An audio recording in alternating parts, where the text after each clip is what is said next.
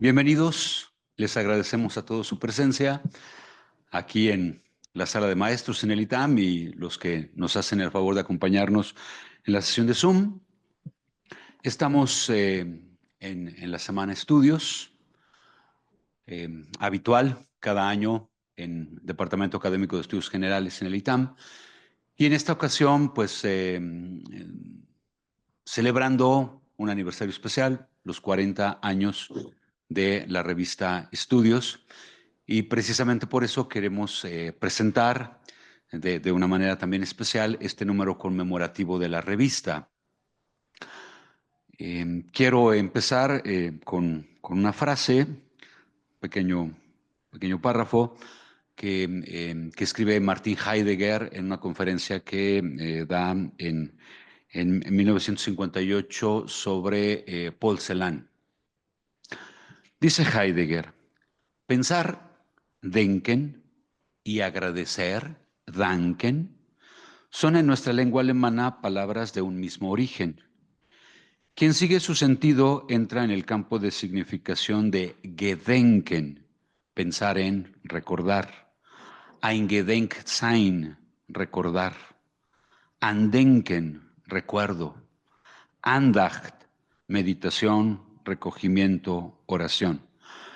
Permítame expresarles mi agradecimiento en este sentido. Hasta ahí la cita de Heidegger. Como en muchas ocasiones, Heidegger tiene razón y considero que la revista Estudios se dedica sobre todo al asunto del pensar al hombre en su integridad, en sus dimensiones, que tanto el departamento como la revista abordan en estas áreas, ¿no?, de la filosofía, la literatura, las letras, la historia. Estamos celebrando 40 años de la revista. Entonces, es un buen momento para que este pensar que, que se ha ido llevando a cabo durante 40 años conmemore, rememore y en ese sentido agradezca, ¿no?, a todos aquellos que han hecho posible este caminar pensante durante 40 años.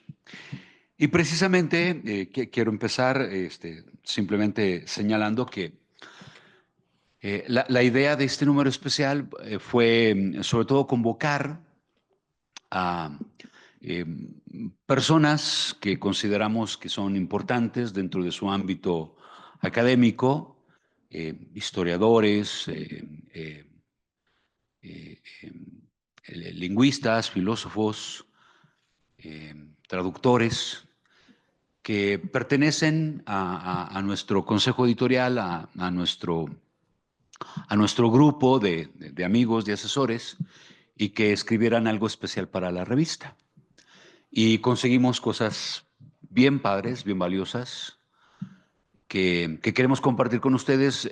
Comentamos ahorita con el doctor Rafael y vamos a comentar también con el doctor David, ¿no? Darles una probadita, como sucede con los libros, ¿no? Para que te den ganas de comprarlo, o por ahí que te hablen bien de una película, para que te den ganas de verla, no para que te contemos la película y ya no la quieras ver, ¿no? Porque ya sabes de qué se trata, sino simplemente que sea para que ustedes la disfruten como nosotros la disfrutamos diseñándola, haciéndola, produciéndola, ¿no? Precisamente el primer texto de este libro, de este número conmemorativo, es un texto de Jan Meyer. Es un texto de Jan Meyer, gran historiador, que conoció durante muchos años personalmente a Julián Mesa y que le dedica, recuerda a Julián Mesa como ese querido director de la revista durante muchos años, y le dedica un texto que se llama Historia y Memoria. Y queda perfectamente en consonancia con lo que acabamos de decir de Heidegger, ¿no? Como la historia puede ser una gran memoria de la humanidad, una gran memoria de los diferentes grupos humanos, por medio de la cual van construyendo su identidad, por medio de la cual van eh, eh, tratando de lidiar con el asunto del tiempo, de dónde venimos, qué hacemos ahora, qué posibilidades tenemos, hacia dónde nos proyectamos, ¿no? Y Jan Meyer cuenta pues la historia de una memoria suya, de su familia, de su abuelo, y en base a eso trata de ir hilando pues las grandes líneas, tanto de la historia como de la memoria, ¿no? Estas líneas que nosotros conocemos y que son dignas de pensarse, ¿no? De meditarse y de pensarse si lo recordamos todo, si a veces es necesario olvidar, qué es necesario olvidar, cuándo es necesario olvidar, cuándo es necesario recordar, y por qué eso es importante para nuestra historia, para nuestra identidad y para nuestra vida, ¿no?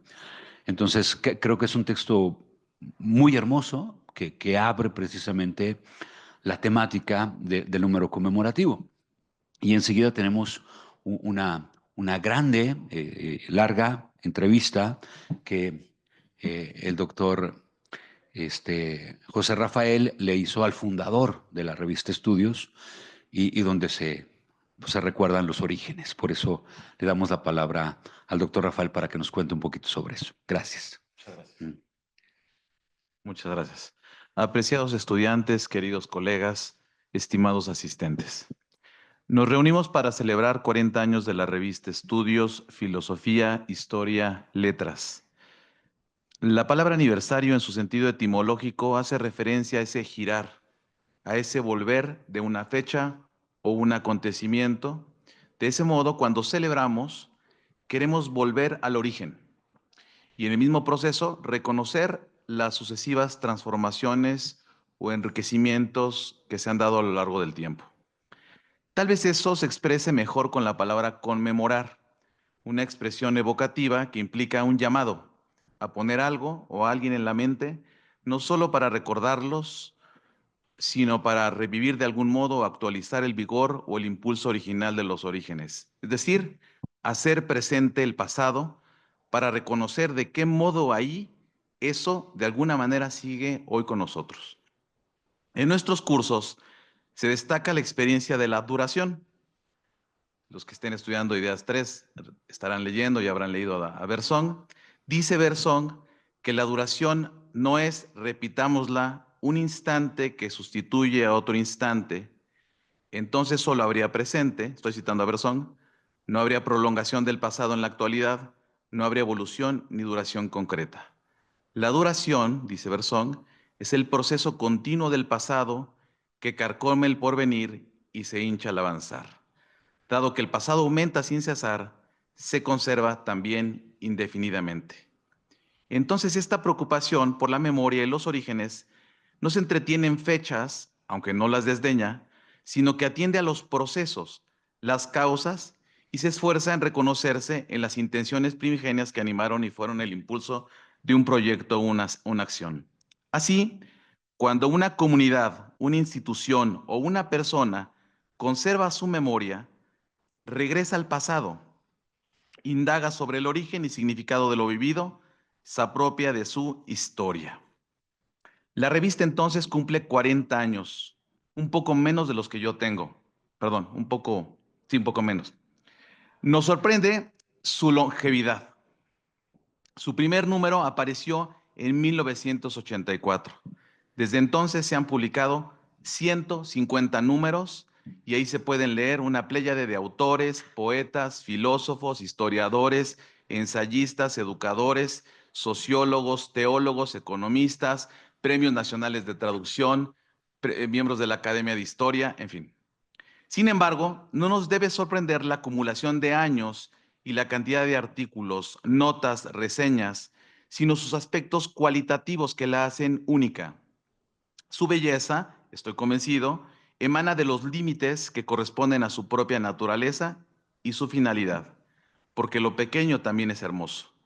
Para celebrar este acontecimiento, el jefe del departamento, el doctor Juan Carlos Mansur, me encargó una entrevista con el doctor Rodolfo Vázquez, un ilustre profesor del ITAM, durante un tiempo jefe del Departamento de Estudios Generales y fundador de la revista. Sin su generosidad no hubiera sido posible conocer estos detalles que no me interesa en este momento presentar exhaustivamente, no quiero resumir la entrevista, sino solamente acercarles algunos elementos, digamos, ya que se hizo la entrevista, ahora la miré como un objeto de investigación, ¿no?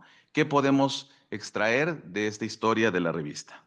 Primero, la revista Estudios es hija de la autonomía universitaria y de la vida en el claustro. Es el fruto dinámico de la comunidad dedicada a la noble tarea de pensar, ¿no? De esta manera lo expresa el doctor Rodolfo Vázquez en la página, bueno, en la entrevista, así lo dice.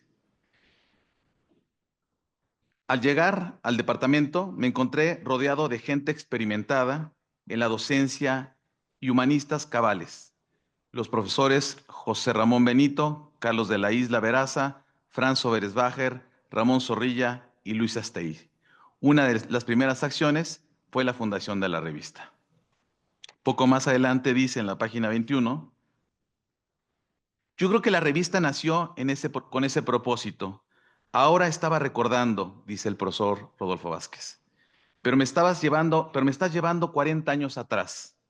En la breve presentación que hicimos de la revista, la finalidad inicial era que fuera un lugar donde profesores tuvieran un espacio de publicación, digamos, un aterrizaje más práctico. Pero luego apareció esa idea de estudios generales. Ahorita voy a hablar sobre esto. Todo eso correspondía a la idea de formar un departamento con esa riqueza de perspectivas. No necesariamente contratar filósofos, etc. O sea, a lo largo de toda la entrevista, lo que emana es que la revista Estudios nace de la vida universitaria. Los maestros comparten la vida, tienen vida en común, piensan juntos, intercambian ideas, se enriquecen. Decía Julia Sierra, una gran amiga, en paz descanse, que socializábamos los artículos, ¿no? Socializábamos las ideas. Entonces, la revista Estudios nace de esta comunidad dinámica. Ese es el primer rasgo. Segundo, voy a decir muy poquitos rasgos. Segundo rasgo. Estudios nace como heredera de otros nobles y trascendentes proyectos culturales que le precedieron. Nos enteramos en la entrevista que la inspiración inmediata provino de uno de los ilustres humanistas mexicanos de la segunda parte del siglo XX, Ramón Shirao.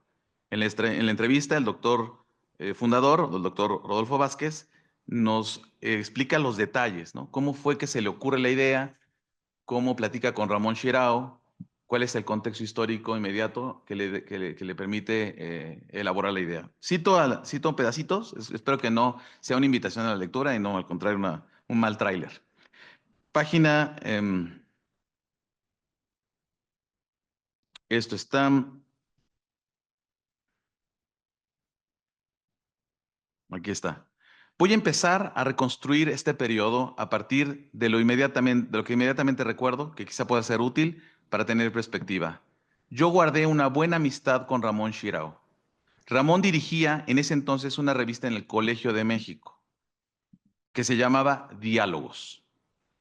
Una nota al pie de página, la revista Diálogos es un proyecto cultural muy importante. Ahí escribía habitualmente Octavio Paz, García Márquez, las viñetas eran de Juan Soriano, de Tamayo, es una revista muy importante. Regreso con el texto del doctor Rodolfo Vázquez, lo que contestó. Esta entrevista tenía el lema Arte, Letras y Ciencias Humanas. Se fundó en 1964 y dejó de publicarse en 1985.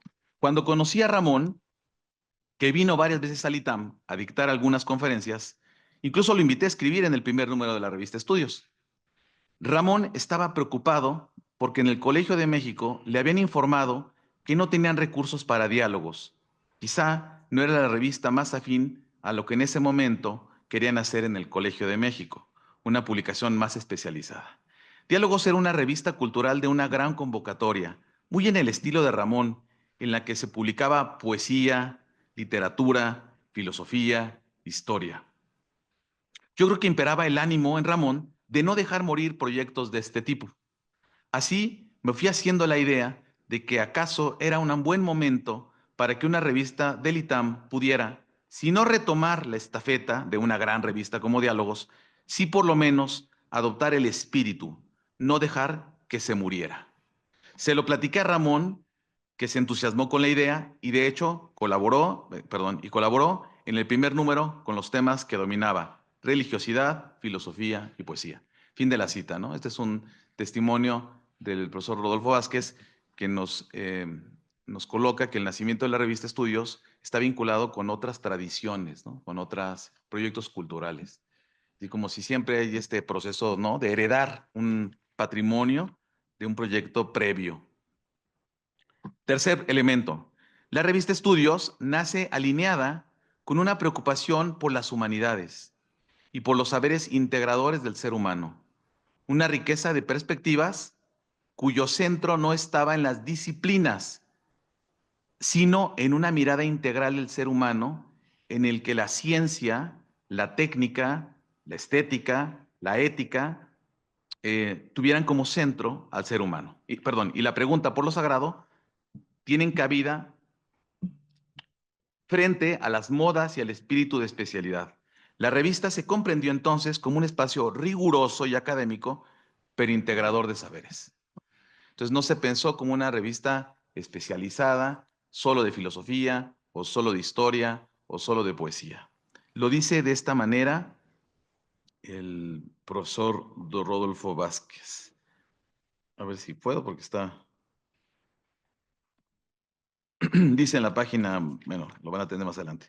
La idea era no meterse con el término humanidades, pero sí recuperar los saberes integradores que podían ser la filosofía, la historia y las letras.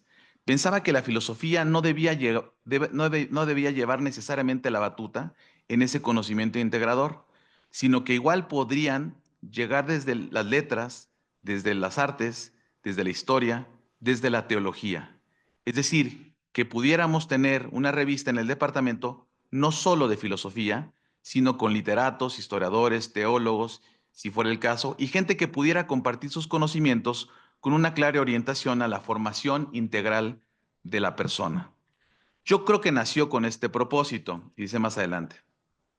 Pero luego apareció esta idea de estudios generales en sentido común, un sentido común de los valores intelectuales y de su proyección social, un término que me parecía importantísimo y dejarlo claro desde un principio, con una posición de pluralidad. Y esa pluralidad, por lo menos así lo creía, y así lo intenté en ese momento, significaba no solamente la gama de acercamientos integradores, filosofía, historia, sino que pudiéramos tener una planta de profesores y los artículos reflejaran esa pluralidad ideológica. En fin, entonces sobre esto ustedes van a encontrar en la entrevista cómo la revista nace no como una revista especializada, sino como una revista que intenta integrar esos saberes en función de la dignidad del ser humano, etc., ¿no? Cuarto elemento, voy a decir muy poquitos. La revista era un espacio libre para el despliegue intelectual que condensaba la vida entera del departamento. Es decir, el profesor Rodolfo señala en la entrevista que muchos de los artículos provenían de los cursos, de los diplomados. Había artículos de investigación que nacían de la docencia, de la investigación. Es decir, en un sentido, la revista reflejaba la salud del departamento, ¿no? De todo el quehacer del Departamento de Estudios Generales. Es decir, ahí se nutría de la investigación, de los diplomados, de los cursos, de los comités de revisión de los cursos, etcétera, ¿no? Y el doctor Rodolfo Vázquez señala que la revista fue pionera en el ITAM como una revista académica. Dice que ya existía una antes, pero pues era como un órgano muy informativo, y que en la historia del ITAM, la primera revista, digamos, formal, académica, fue la de Estudios Generales.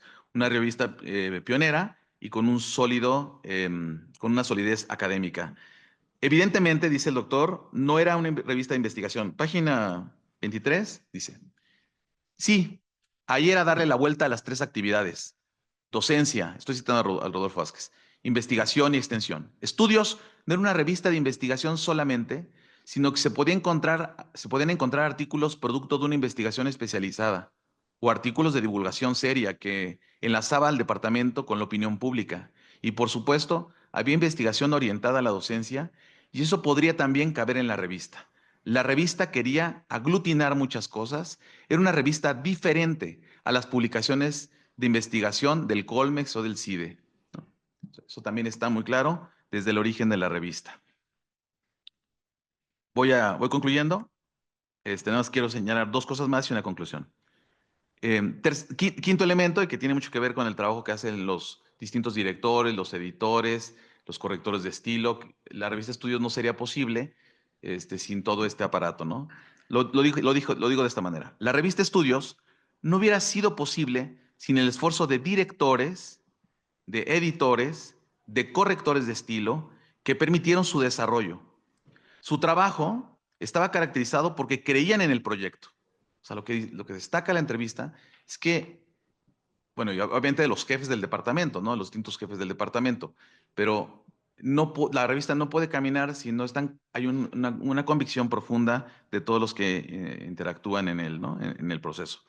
Em, pero nunca fue un proyecto de un solo hombre, sino un compromiso de la comunidad. Entonces, su nacimiento y su consolidación requería de una actitud intrépida, de talento y de seriedad, ¿no? Sin duda aquí jugó un papel fundamental eh, Julián Mesa, durante muchos años en la revista, un profesor del ITAM, que muchos de los alumnos no conocieron, o tampoco yo.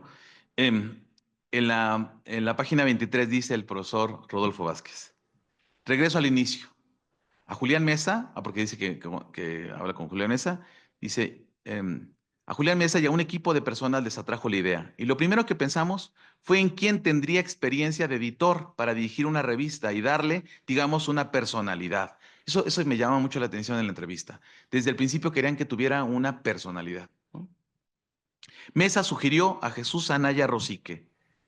En la entrevista ustedes van a poder ver que todos los personajes que intervienen fueron editores y poetas y personajes de letras muy reconocidos. Es decir, el equipo que acompañó a la revista Estudios tiene una formación en letras muy sólida, ¿no? Jesús Anaya Rosique, por ejemplo, era un prestigiado editor, impulsor, fue director, fundador y director editorial de la editorial Era o de Siglo XXI. También fue director del Grupo Planeta. Entonces, los distintos directores que tuvo la revista al inicio los distintos editores fueron gente de letras muy reconocidos. Bueno, entonces, la revista requiere pues, elementos técnicos y este apoyo de expertos en letras, ¿no? 6. Estoy cerrando. La revista respondía, esto también lo señala el profesor Rodolfo Vázquez, a una especie de fidelidad con la propia identidad. O sea, era un medio de expresión propia, en donde la misma comunidad establecía sus propios estándares de calidad, sin mirar de reojo, sin supeditarse a las modas, es decir, sin estar tan preocupados. En una parte de la entrevista al final se habla de los rankings o de las revistas que están en los top journal y todo esto, ¿no? Que no necesariamente son malos, pero que si vives en función de eso, entonces ya vives heterónomamente. Entonces la revista tenía esa autonomía para que de ahí naciera su vitalidad, ¿no? Entonces en la entrevista aparece claramente que la revista de alguna manera consolidó también el proceso en ese momento histórico de un departamento que era joven, que ya el doctor dice, ya nacía con mucha fuerza y que nada más vino a consolidar un proyecto que ya, dice él, que no lo había fundado él, sino que le precedía. Cierro con el último punto. Finalmente, y creo que eso es muy importante, la revista Estudios se convirtió en parte de la memoria. Por ejemplo, cualquier persona que quiere estudiar los estudios generales tiene que ir a la revista Estudios, ¿no? Tenemos artículos, hay una base de datos muy grande de humanidades para pensar la educación, para pensar las humanidades. Hay una parte interesante, y tal vez ahí con eso quiero cerrar, donde el doctor Rodolfo Vázquez como que expresa el esfuerzo que ellos querían hacer. Ahí cierro con esto y a lo mejor una cita de Julia Sierra que me parece que es relevante. Página 27, les comento, dice, tú empezaste, me dice a mí Rodolfo Vázquez, con toda la visión mundial, el contexto mundial en el que se fundó la revista. Yo te diría que más modestamente, antes que pensar en el entorno mundial, queríamos consolidar esta perspectiva del departamento que ya venía con mucha polenta, como decimos en Argentina. Fue una etapa en la que José Ramón Benito formó un grupo de mucha calidad y todo esto vino a ayudar a que esta consolidación se expandiera, se conociera un poco más. Y cierra. Recuerdo mis lecturas de esta época, en parte influidas por el propio José Ramón y en alguna medida por Carlos de la Isla. Por ejemplo, el texto de Ortega y Gasset, Misión de la Universidad, que para mí fue fundamental. La idea orteguiana de cultura como el sistema o conjunto vital de ideas y creencias que dan sentido a la realidad o al mundo. Y luego un libro que recuerdo que José Ramón estimaba mucho, Cristianismo primitivo y paideia griega, de Bernard Jäger.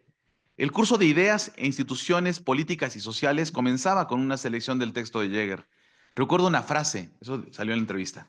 Recuerdo una frase, es la construcción de un método intelectual o la idea de poder no solamente darle un sentido a uno, sino resolver problemas. Esta idea de Jäger y de Ortega, esta idea, fíjense lo que dice, esta idea de Jäger y de Ortega la queríamos traducir en la revista. Jäger trataba a muchos padres de la iglesia en esa obra. Entonces, me parece que es interesante el ejercicio. Yo los animo a la lectura de la, de la entrevista,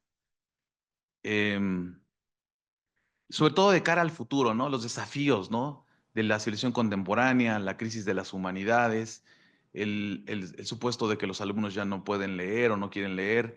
Creo que frente a todas esas amenazas, la inteligencia artificial, tal, creo que tenemos una herramienta muy importante, ¿no? Pensar la educación, como decía Julia Sierra citando a Carlos de la Isla, no para ayer, no para hoy, sino para siempre. Cito a Julia citando a Carlos de la Isla. Julia Sierra, una insignia maestra del ITAM, Carlos de la Isla. Cierro ahí y le agradezco mucho. Cito a Julia. Entonces, creo, como afirma José Ramón, esa es Julia, que la crisis de la universidad se origina porque ha perdido su universalidad, que le permite integrar y estructurar los distintos saberes alrededor de la búsqueda de sentido del proyecto humano. Aunque la universidad es de la sociedad y para la sociedad, el mejor servicio que la universidad puede darle no es atendiendo a sus demandas, sino un análisis crítico que las revise a la luz del proyecto de humanidad. Creo, dice Julia, como afirma Carlos de la Isla, que la tarea de educar exige no educar hoy para un presente que antes de terminar el programa ya es pasado. Se ha de educar para el futuro, es decir, para siempre. Y se educa para siempre cuando se logra que el estudiante aprenda el oficio más importante y más difícil, el oficio de ser humano. Cuando se logra que el estudiante se comprometa desde su convicción más profunda con su desarrollo personal, con su sociedad y con su historia. Leamos la revista, apreciemos nuestra memoria. Muchas gracias.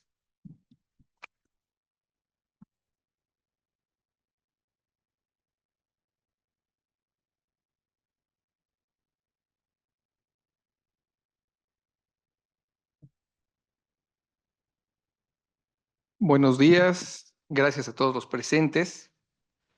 Naturalmente, quiero invitarlos a la lectura de la revista y en particular hablaré de un par de textos, de artículos que aparecen en este número en torno a la traducción, escritos por sendos traductores mexicanos. Pero antes de abordar estos textos, quisiera, a manera de introducción, hacer una pequeña digresión acerca del espíritu de nuestra revista. O bien, quiero hacer una pequeña reflexión que nos invite a adquirir la perspectiva adecuada para acercarnos a la revista en los ajetreados y productivos días odiernos, o sea, del día de hoy. Gracias a la influencia y generosidad del doctor Rafael González, en los últimos años he conseguido un mayor acercamiento a un pensador de suma importancia para la filosofía, pero también muy relevante para nuestros tiempos. Me refiero al buen Hegel, cuya forma de escritura, que en no pocas ocasiones raya en lo abstruso, no debiera desalentarnos para estudiarlo cuidadosamente, a no ser que queramos continuar ignorantes o frívolos sobre lo que merece la pena ser pensado. Esa es una observación suya en torno a la realidad inmediata a la que quiero hacer referencia. En el discurso inaugural que pronunció Hegel en la Universidad de Heidelberg para introducir su curso sobre historia de la filosofía, paréntesis, la revista Estudios, saben ustedes, tiene como lema filosofía, historia, letras. En ese discurso, hace ya más de 200 años, Hegel miraba con cierto entusiasmo el favorable cambio que se estaba viviendo respecto de la filosofía. Otra vez había tiempo e interés por filosofar. Leo un párrafo de ese discurso de Hegel. Cito. Parece haber llegado en efecto la hora de que la filosofía pueda confiar en encontrar de nuevo la atención y el amor a que es acreedora, en que esta ciencia que había llegado casi a enmudecer, recobre su voz y sienta revivir la confianza de que el mundo, que parecía haberse vuelto sordo para ella, la escuche de nuevo. Hegel nos dice que otra vez recibe la filosofía la atención que merece y la llama esta ciencia. Es decir, recobra Hegel para la filosofía el sentido que antiguamente tuvo, el de ser una ciencia. Y yo me atrevería a decir la ciencia por antonomasia. Si la ciencia es la, cito, actividad mediante la cual el ser humano produce conocimientos, explicaciones y predicciones, cito del diccionario, sobre la realidad, a pesar del aquí acaba la cita del diccionario, a pesar del avance de las ciencias exactas, la filosofía sigue siendo la mejor manera de comprender verdadera y profundamente la realidad. Ahora bien, esta fue, por poco, relegada al olvido. ¿A qué se debía este descuido? ¿Por qué ya no se le escuchaba ni dedicaba la atención y el tiempo a la filosofía? Vuelvo a Hegel, cito. La miseria de la época daba una importancia tan grande a los pequeños y mezquinos intereses de la vida cotidiana, los elevados intereses de la realidad y las luchas sostenidas en torno a ellos embargaban de tal modo toda la capacidad y todo el vigor del espíritu, absorbían a tal punto los recursos materiales, que las cabezas de los hombres no disfrutaban de la libertad necesaria para consagrarse a la vida interior, más alta, y a la pura espiritualidad, lo que hacía que las mejores capacidades se vieran absorbidas por aquellas preocupaciones y en parte sacrificadas a ellas. Fin de la cita. Hoy en día se habla mucho de libertad, pero esta se entiende como libertad para vivir ocupados, ajetreados o productivos y consumistas. Se habla poco de la libertad, como dice Hegel, para consagrarse a la vida interior y a la pura espiritualidad. Habla Hegel de los pequeños y mezquinos intereses de la vida cotidiana y de la lucha entre estos y los elevados intereses de la realidad. Desde luego que hay que desde luego que hay intereses elevados de la realidad que hay que atender con urgencia. Pero la lección más fundamental que hay que recordar aquí es que lo urgente no debe hacer que releguemos lo importante. Si lo importante pasa a segundo término, entonces confundiremos los medios con los fines y acabaremos por olvidar los verdaderos fines. Hasta ahí esta breve introducción que lo que pretende es simplemente ponernos en la tesitura adecuada para acercarnos a un proyecto como el de la revista Estudios. Quiero comentar ahora algo muy breve acerca de dos textos que aparecen en nuestra revista. Uno del doctor Pedro Tapia Zúñiga, traductor, entre otras cosas, nada menos que de la Odisea de Homero, un trabajo que le llevó más de 10 años. Y otro texto del doctor Bulmaro Reyes Coria, traductor dentro de la amplísima obra de Cicerón, de sus textos retóricos, que también son muy numerosos. Claro, uno del griego, otro del latín, aunque ambos son competentes en ambas lenguas. Ambos textos tratan sobre el arte de la traducción.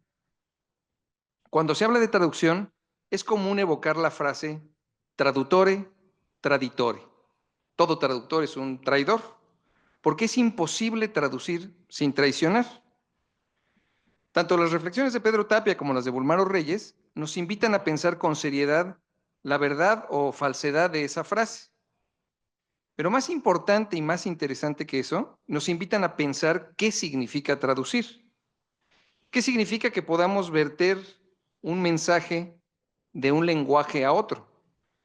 Siempre que un mensaje se transmite, ¿algo se pierde? Si pensamos esto más profundamente, podemos llegar incluso a la conclusión de que la comunicación es imposible. Nunca nadie me va a entender como yo quiero ser entendido y siempre seré incapaz de entender a los demás. Más que nuestro célebre hablando se entiende la gente, parecería que lo que vale es el poemínimo de Efraín Huerta, hablando se enciende la gente. Pero hemos caído en una exageración. Es falso que la comunicación sea imposible. Ahora mismo, yo intento comunicar algo a ustedes precisamente porque sé que la comunicación funciona. Desde luego con imperfecciones, pero funciona. No obstante, cuando pensamos en la traducción, si lo hacemos con seriedad, estamos obligados a pensar en la comunicación, en su misterio, en sus dificultades. Pedro Tapia, para su reflexión, acude nada menos que a las categorías de Aristóteles, la sustancia y sus accidentes. Cito brevemente del texto de Pedro Tapia. Dice él, ¿a qué vienen las categorías metafísicas para hablar de traducción? Dice Pedro Tapia, y él mismo continúa. La respuesta es simple. El traductor trabaja con palabras y estas en primera instancia son o intentan ser la expresión de las categorías.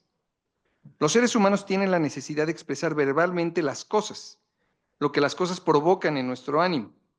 Por ello se ha dicho y con razón que las categorías metafísicas a las categorías metafísicas les responden las categorías gramaticales. Fin de la cita. Lo que he querido mostrar con esta breve cita del texto de Pedro Tapia y con estas alusiones al papel del traductor y al fenómeno de la comunicación es que cuando pensamos profundamente las letras, invariablemente nos llevan también a cuestiones humanas, a la filosofía, a la historia, al pensar humano desde otros ángulos. No es una ciencia de especialización, sino mucho más que eso. Siempre se vuelve, si se hace bien, una reflexión acerca de lo humano, de esos mensajes que nos queremos transmitir, de la posibilidad de acercarnos al pensamiento de otra persona y, como comentaba hace poco con el doctor Rafael, de esta comunicación de existencias, ese misterio que es que sus conciencias y mi conciencia se puedan comunicar, que pueda existir un diálogo entre ellas. Por su parte, Bulmaro Reyes nos acerca al tema de la traducción a partir de su crítica, su estudio riguroso de la teoría del scopus, que elaboró un traductor alemán, Hans Josef Vermeer, cuyo trabajo fue traducido al español por Pedro Tapia. Más que el punto de llegada, lo que se disfruta del texto de Bulmaro es cómo llega a su meta, porque nos ayuda a pensar con él como si fuera un paseo en el que vamos viendo cuáles son las dificultades, sí, no sé, sentía yo como un paseo en un río. Nos ayuda a pensar con él sobre la traducción, por ejemplo, de la Biblia, de Virgilio, de Shakespeare, y recordar a sus traductores que normalmente pasan a segundo plano. Es que ahora pensaba en obras, por ejemplo, de Chesterton, traducidas al español, pienso que por Alfonso Reyes. Bueno, también nos hace detenernos a pensar en cuál es el objetivo de la traducción y, en última instancia, el deber del traductor de conocer muy bien la lengua de partida, así como la lengua de llegada, con todo su bagaje cultural para lograr su cometido, ya sea el respeto al autor o bien el respeto a la literalidad. Lo que quiero lograr con estas breves citas o menciones a los textos del doctor Tapia y del doctor Reyes es mostrar que la reflexión sobre la traducción bien hecha nos lleva mucho más lejos que a la traducción. Nos lleva al pensar humano, al fenómeno de la comunicación, a pensar en la sustancia y en cuál será esa sustancia que nos hace quienes somos, únicos, distintos, pero todos humanos. En los 40 años de la revista han aparecido innumerables traducciones de magníficos textos literarios, cosa que me comentó el doctor Rafael, a lo mejor puedes decir. Amsira, ¿no? Ahorita platicamos. Sí, bueno, la idea es también abrir para hacer más comentarios sobre estas investigaciones que ha hecho el doctor Rafael también sobre la revista. gran parte de la revista han sido magníficas traducciones de textos, más bien, traducciones de magníficos textos literarios. Y en esta ocasión yo celebro que tengamos estos textos que nos acercan a una esfera riquísima de nuestra humanidad, la de las letras, que acaso nos ayuden a evocar, como dice Sánchez de Moneán, las praderas uráneas de la metafísica, cuyas imágenes en nuestra alma nos trascienden infinitamente. Cité de memoria, entonces no sé qué tan apegado estoy al texto de Sánchez de Moneán, pero algo así nos dice. Sí leíste. Ahora, yo, bueno, fui alumno de Pedro Tapia, conozco bien al doctor Bulmaro Reyes también, y por eso mi tarea aquí fue hablar un poco de letras y de invitarlos a leer sus textos, que amablemente, que con mucha generosidad nos dieron para la revista. No tenía la tarea de hablar de otras partes de la revista, pero también, y a lo mejor está muy mal que haga yo esto, pero también hay una reseña que yo escribí, pero no es publicidad para mí. No es publicidad para mí, pero de verdad que vale, o sea, que quiero leer unas partes porque es la reseña de un libro que me parece fundamental. Rarísimo, porque bueno, se llama Nupcias de Filología y Mercurio. Es un libro sobre las bodas de filología, es decir, el estudio de las letras, con Mercurio, ese que tiene las alitas. Bueno, ¿por qué se casaron ellos? ¿Por qué escribe eso un señor marciano? Se llama Marciano Capella, bueno, su nombre es mucho más largo, Marciano Mineo Félix Capella, quizá de principios del siglo V. Hay un texto en esta revista también del doctor Zagal, que fue profesor de estudios generales, que aquí elogia pues la tarea que se hacía en su tiempo en el curso de ideas y cómo él fue una muy grata experiencia y de aprendizaje para él.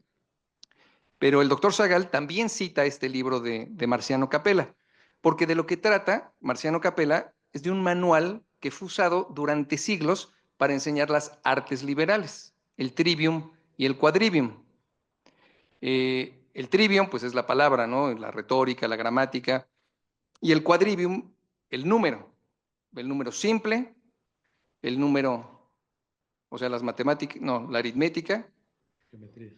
Lo que pasa es que es el número solo en el tiempo, en el espacio y en el tiempo y el espacio. Entonces, solo, pues es la aritmética. En el espacio es la geometría. En el tiempo es la música y la astronomía es el número en el tiempo y el espacio.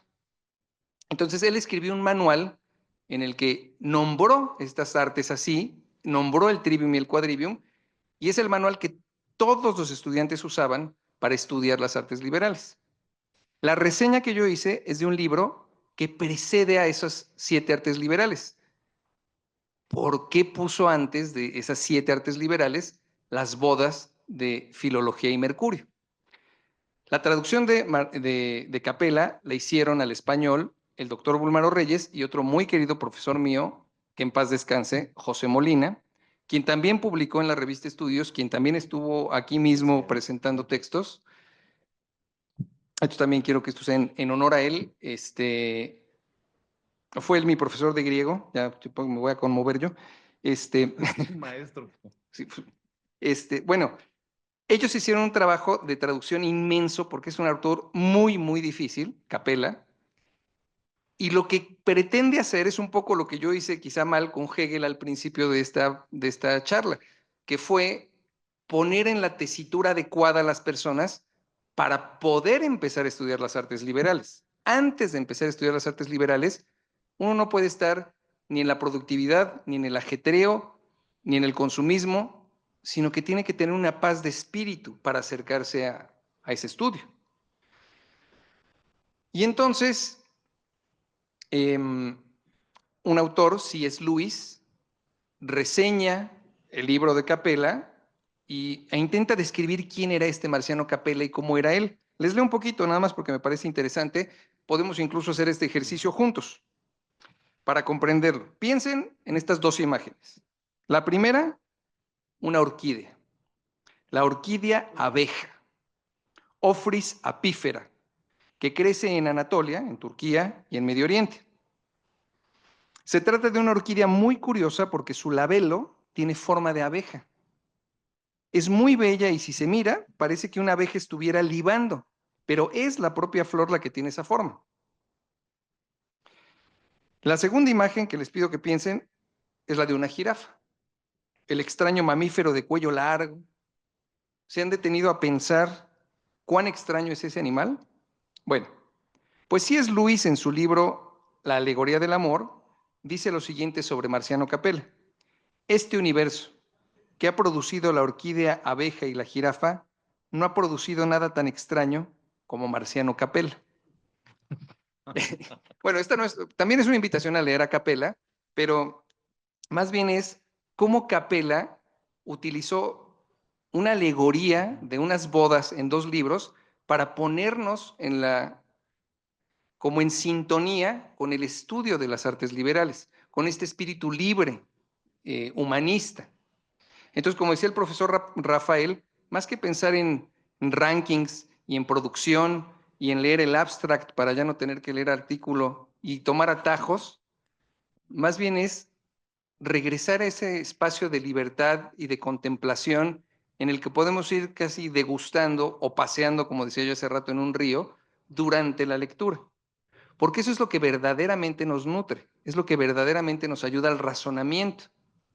Si nos quedamos solamente con los métodos, las fórmulas, se vuelve como un vacío y la inteligencia artificial lo va a hacer mucho mejor que nosotros. Un mecanismo sin conciencia, sin cultura, sin pensamiento que da vueltas, dice Octavio Paz, no sobre la inteligencia artificial, creo que sobre el capitalismo, pero dice, es como el mecanismo de un reloj sin manecillas. No funciona a la perfección, pero no tiene una finalidad.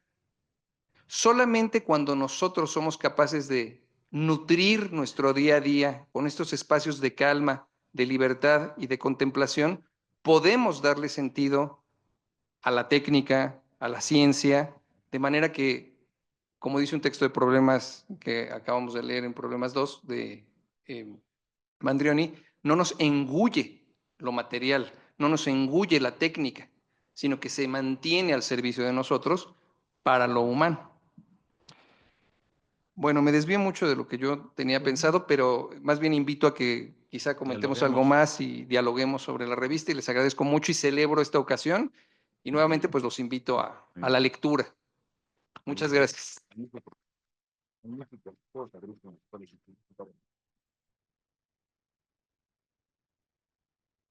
Bien, solamente unas pequeñas notas más sobre algunos otros artículos que ustedes pueden disfrutar en este número conmemorativo. Me ha tocado la fortuna de ser el director de la revista durante ya algunos años, quizás demasiados para mí. Es un trabajo interesante.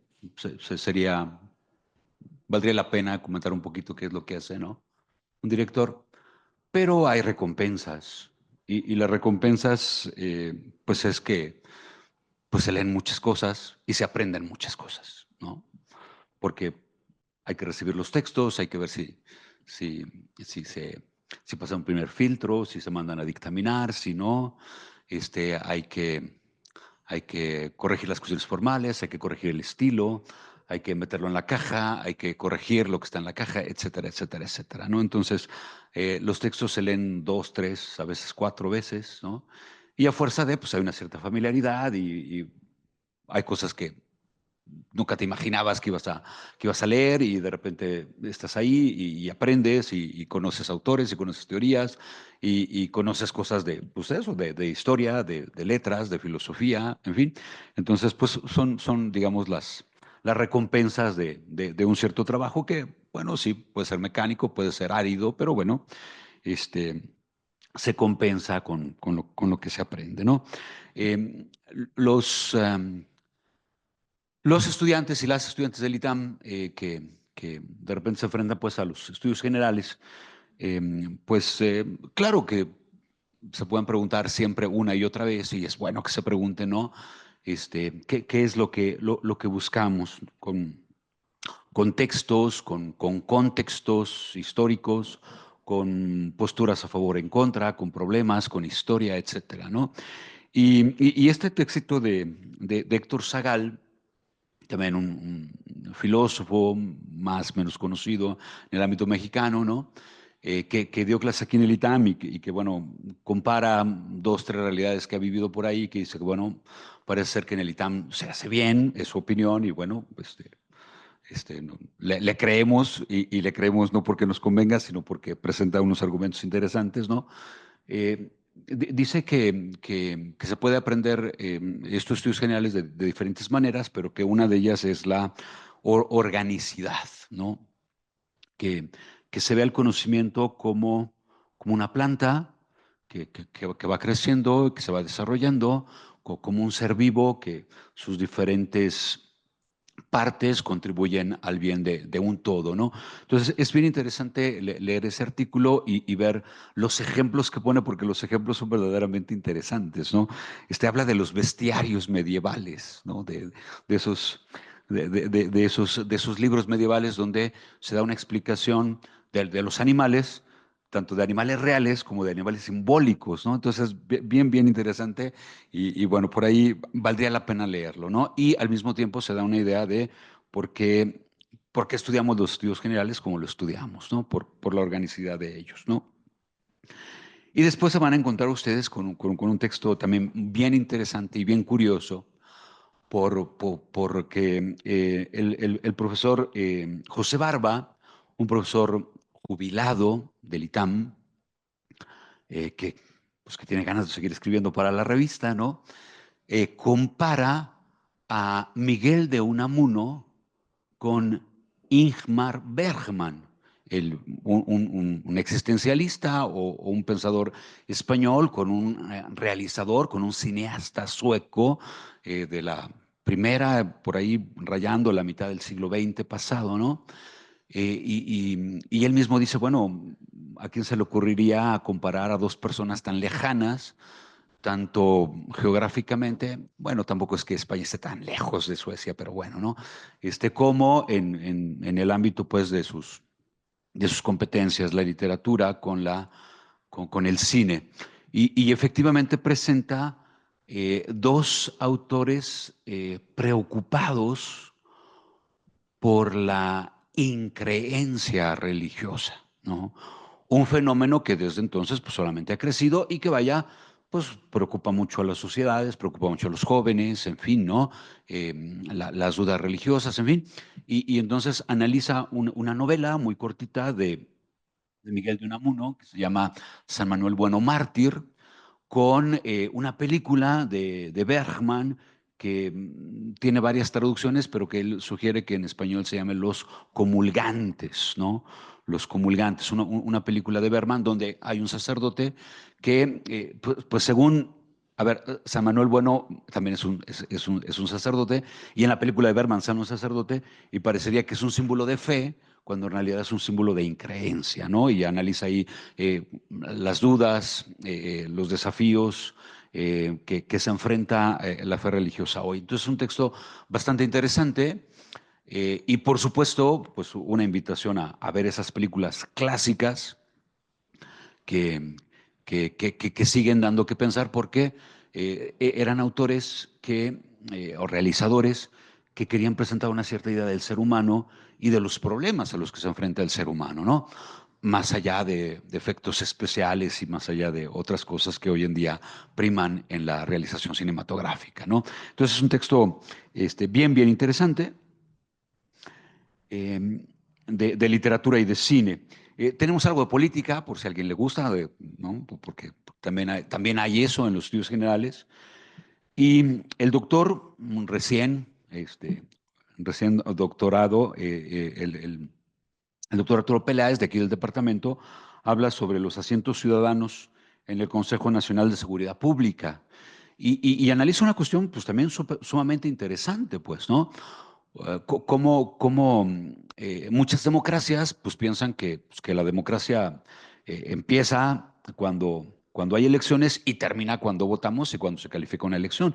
Y dice, no, pues la democracia es un proceso increíblemente más largo, mucho más participativo, o por lo menos debería de serlo, ¿no? Y cómo la actuación de la sociedad civil en en órganos de gobierno, sobre todo cuando esos órganos de gobierno pues tienen una cierta incidencia en la creación de políticas públicas, pues debería de ser muy importante, ¿no? Y analiza, por ejemplo, pues este Consejo Nacional de Seguridad Pública y cómo ha estado presente la sociedad civil y analiza ese caso concreto con resultados que a lo mejor nos imaginamos, pero que es importante tenerlos ahí con fuentes y con argumentación, en fin, ¿no? Ha sido muy poca la participación, pero aquellos actores civiles han ganado visibilidad social y han podido ganar espacios públicos donde pueden presentar sus propuestas y donde pueden darse a conocer, ¿no? Entonces ahí se abren perspectivas, obviamente, para que esta participación de la sociedad civil se refuerce, se aumente en pues las cuestiones de políticas públicas, no solamente en cuestiones de seguridad, sino en muchísimas otras de la gobernanza de un Estado democrático.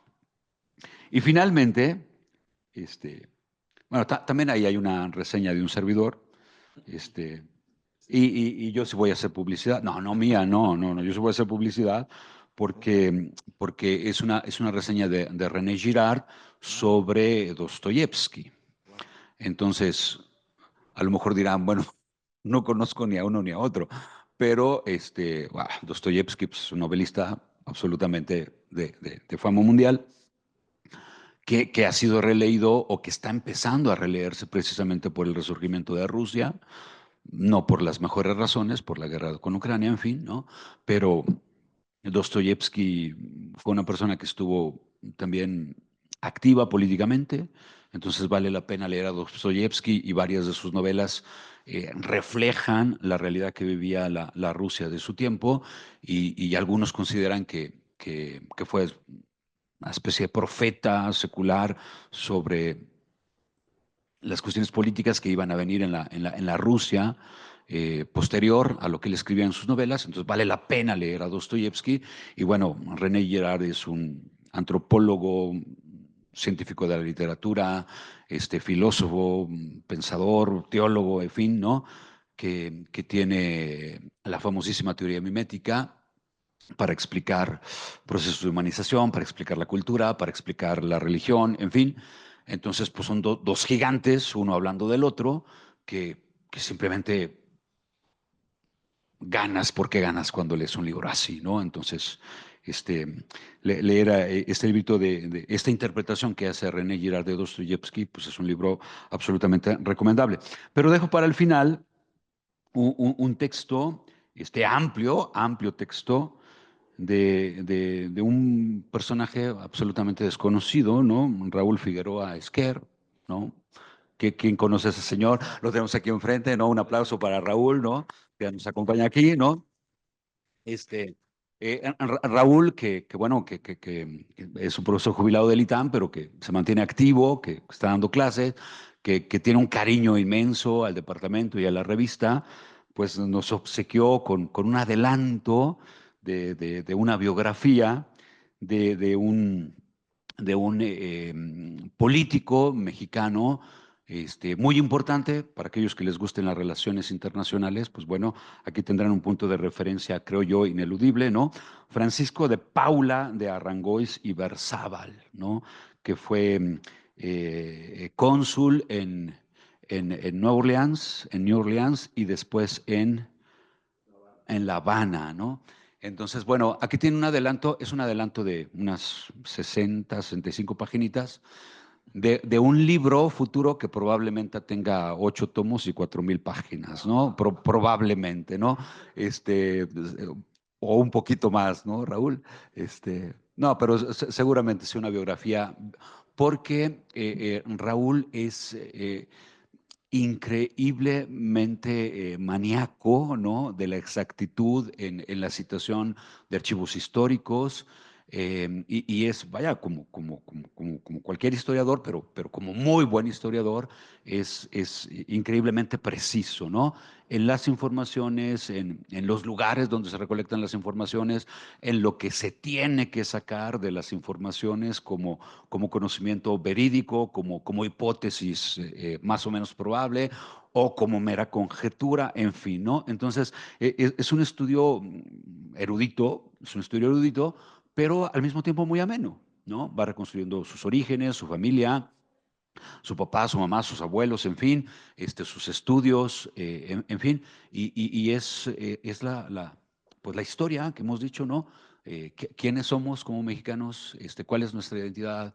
¿Qué posibilidades tenemos? En fin, entonces es un estudio inicial de algo que será mucho más amplio, pero que pues pueden tener ahí los primeros conocimientos ya ciertos, ganados, ¿no? De un trabajo arduo que le ha llevado seguramente pues algún tiempo, ¿no? Entonces, más o menos esa es la confección de este número conmemorativo que invitamos a leer. Allá afuera, por supuesto, lo pueden adquirir para ustedes a un precio bastante módico, ¿no? $400. Este, y pueden suscribirse a la revista. A ver, esto, digamos lo que es ya pues una cuestión de absolutamente de gusto o incluso de nostalgia, ¿no? La revista está en línea. Ustedes la pueden leer en línea pues, sin mayor problema. Un servidor que está a punto de dejar los bifocales porque ya no le alcanzan, ¿no? Pues yo prefiero el papel, 1000%, ¿no? Aunque esté en línea y aunque sea más fácil, pues yo prefiero el papel porque es mucho más como para la vista, ¿no?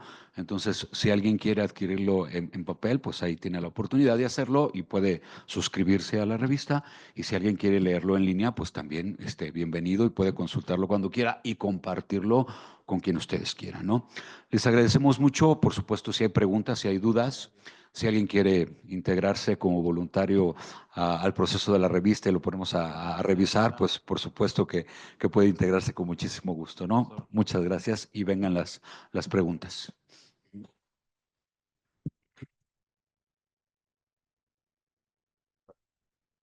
Muy buenos días a todos, ¿sí? Pues me toca decir algo porque pues creo que soy de los decanos en haber publicado en la revista, ¿sí? Eh, Les voy a contar algo que es una anécdota, ¿sí?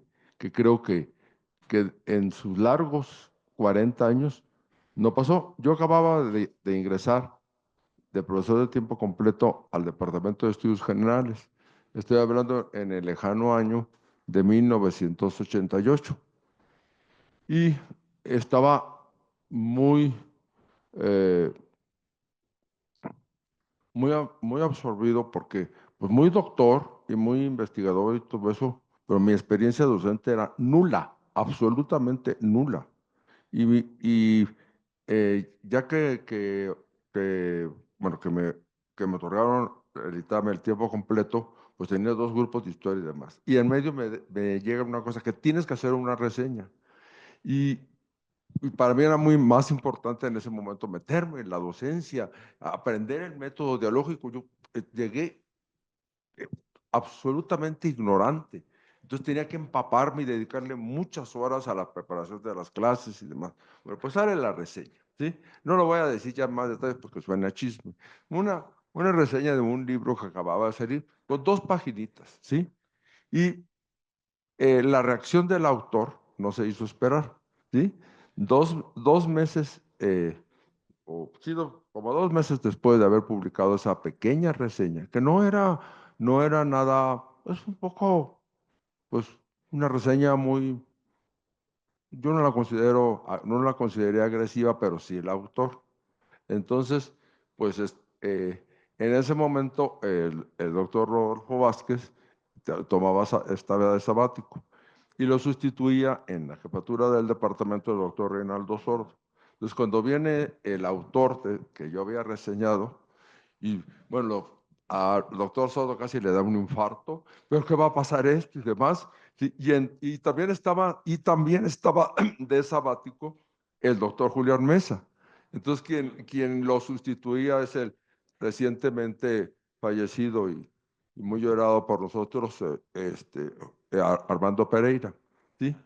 No, el doctor Pereira, fue todo lo contrario. No, me dijo, esto es magnífico, por fin en la revista vas a algo bueno, en una revista que no hay polémica, no, la gente se va a picar, los intelectuales, los académicos, les encanta el chisme, les encanta que vean ahí eso. No, no, que se publique, decía él, que se publique la carta completa del autor, del doctor Miguel Soto, ya para decir, ¿sí?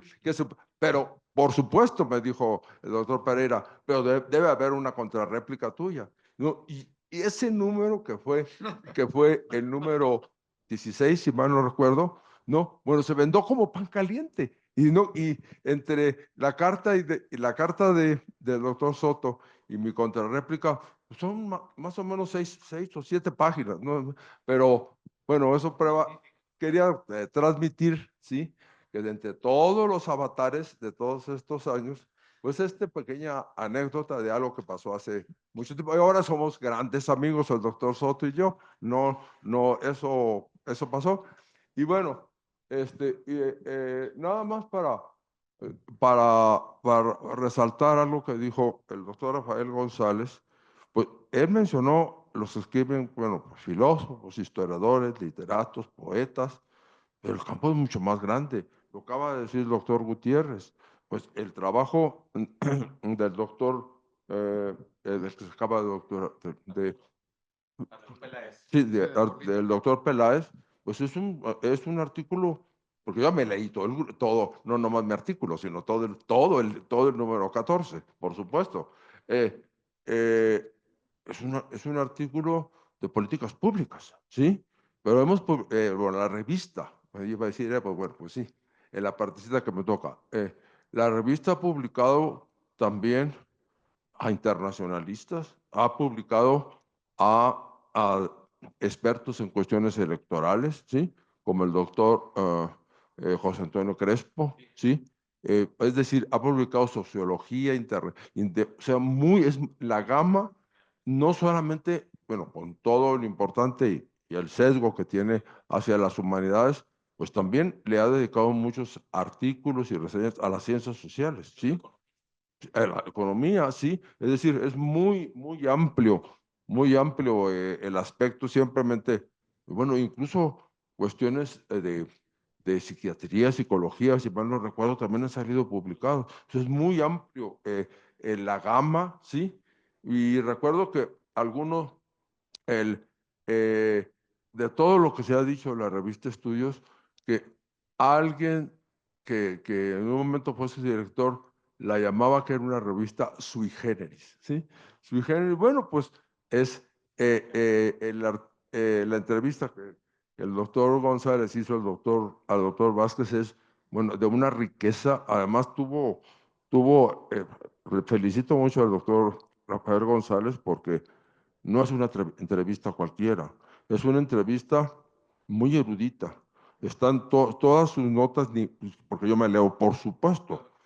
Sí, yo soy fanático sí, no avanzo y David me dice, ¿cómo te encanta poner en las notas tan largas? Alguna vez el doctor Maca me decía, está tan importante la nota que debe de ir arriba bueno, en un artículo. pues eso es cuestión de estilo. Es cuestión de estilo, es como se sienta cómodo y como lo permitan las normas editoriales de la revista. Bueno, aquí los autores no somos omniscientes, sino tenemos que tener también un baño de humildad en el buen sentido de la palabra. No estoy hablando de una humildad franciscana, ¿sí? Sino de una humildad intelectual, que bájale, güey, a tu crema, ¿sí? ¿Sí? Es decir, sí, para que no parezca todo tan de una fineza y plumbea, que lo que están aquí algunos jóvenes alumnos y todo, pues siempre el sentido del humor tampoco se debe perder del todo. Sin caer en la chabacanería y todo eso, pero un poquito de sentido del humor ayuda a que las cosas. Y no me resta más que pues agradecerle muy especialmente al doctor Carlos Gutiérrez y al doctor Straulino, sí, porque tuvieron una enorme paciencia en,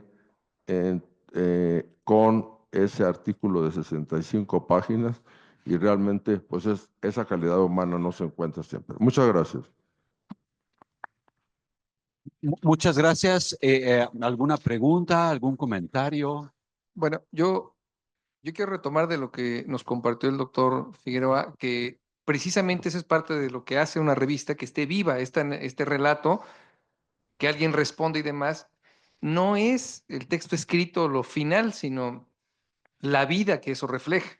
la vida académica, el pensamiento, el diálogo, la confrontación incluso, pero razonada, pero digamos que es fruto de eso, no es simplemente un paper en un journal que quién sabe si alguien va a leer, bueno, tal vez la inteligencia artificial solita la lea y haga resúmenes, pero sino de una comunidad viva en la que se leen unos a otros, ¿no? Entonces, es muy valioso ese relato. Y otra cosa que quiero mencionar, porque hice una grave omisión para mí, eh, ya mencionaron varias veces a Julián Mesa, que fue director de la revista, y pues también yo quiero pues, que sea una especie de homenaje a Julián, que fue mi profesor aquí en el ITAM, y fue mi profesor no de estudios generales, no llevé materias con él de estudios generales, pero él daba optativas de literatura, y entonces tuve oportunidad de acercarme a Borges y a Barico y a Albert Cohen y a Flaubert, y entonces digamos que eso también reflejaba su espíritu de empaparse de letras. Hay un texto que estaba buscando ahorita y no lo encontré, me parece que es del maestro Benito, donde dice que los alumnos del ITAM, o sea, había una discusión sobre un abogado al que le decían que debía leer literatura y debía estudiar cosas distintas a su profesión. Decía, pero si yo voy a estudiar leyes, y dice, precisamente por eso, tienes que leer poesía, tienes que leer letras, tienes que llenarte de otras cosas antes de estudiar tu profesión. Entonces, pienso que un alumno del ITAM debe tener esa apertura y esa sed de llenarse de todo lo que pueda de historia, de filosofía, de letras, y pues los artículos que ofrece esta revista son muy ricos para eso porque nos amplía los horizontes, nos mantiene vivos y no nos vuelve solo especialistas. Ya era lo que quería mencionar y en honor a Julián Mesa. Muchas gracias. No sé si hay preguntas acá y el chat. Hay un chat, no sé si hay.